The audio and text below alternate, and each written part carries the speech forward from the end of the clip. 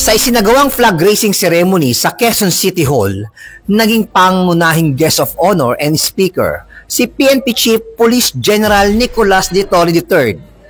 Personal na sinalubong ito ni Mayor Joy Belmonte at iba pang personnel ng Quezon City Hall.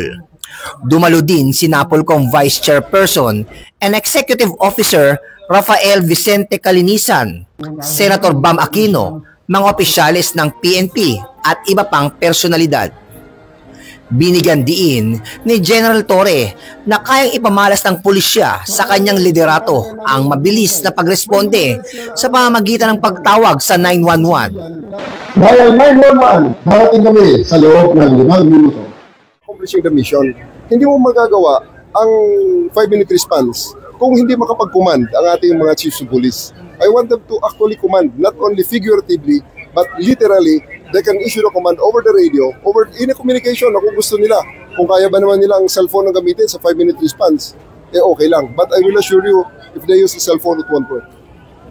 Inspirado din ito sa kanyang mensahe na halos ang buhay ng kanyang pagiging pulis at pagiging matatag ay mula sa Quezon City.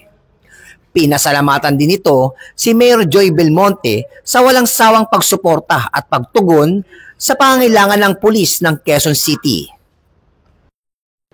Mula po dito sa Quezon City at sa ngalan po ng aming PNP Chief, Police General Nicolas de Torre III. Ako po ang inyong Police News Network Correspondent, Police Chief Master Sergeant Mauricio Bonilla Ruiz, alagad ng batas, tagataguyod ng Balitang Pulis.